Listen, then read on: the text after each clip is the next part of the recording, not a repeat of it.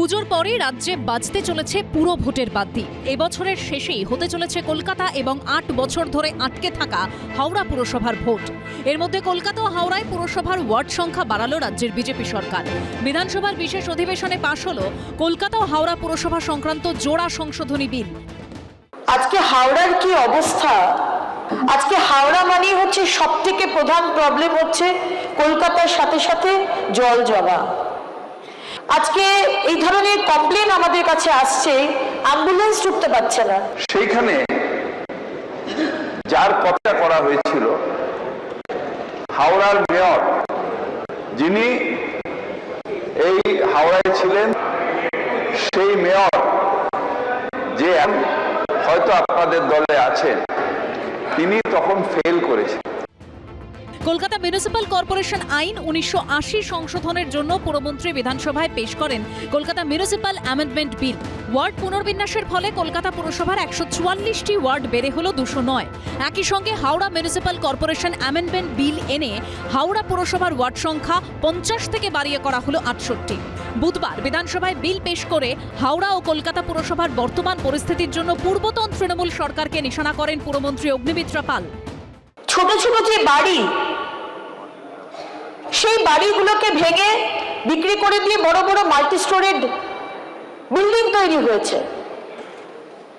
বেশিরভাগটাই আপনারা জানেন অবৈধ, ইলিগাল বিল্ডিং। আজকে তারাতলার মতো ঘটনা, আমাদের কষ্ট হয়, আপনাদের হয়তো কষ্ট হয় না। কি করে পারমিশন দিয়েছিলেন? হাওড়া নিয়ে প্ল্যানিং করেননি কেন অরূপ বাবু? করা উচিত ছিল নাকি 15টা বছর? বালিকে আমরা একসাথে করেছিলাম 15 সালে।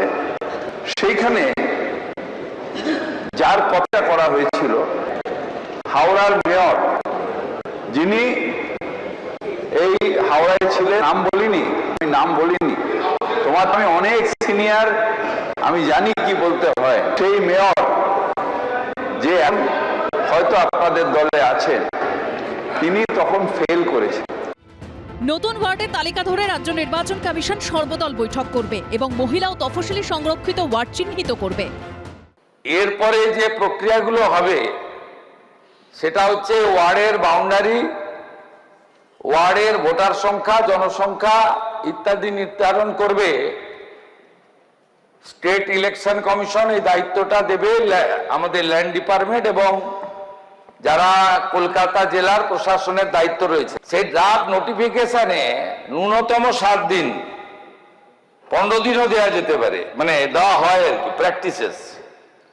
Claim and objection from the common people. 2টো অল পার্টি মিটিং ডাকতে হবে স্টেট ইলেকশন কমিশনকে। জনসংখ্যাটা করে নিলে, তারপরে মানুষের ওপিনিয়ন নিয়ে করলে, তাহলে সেটা খুব মানে সদর্থক হতো। হিডেন এজেন্ডা আছে বলে আমাদের ধারণা।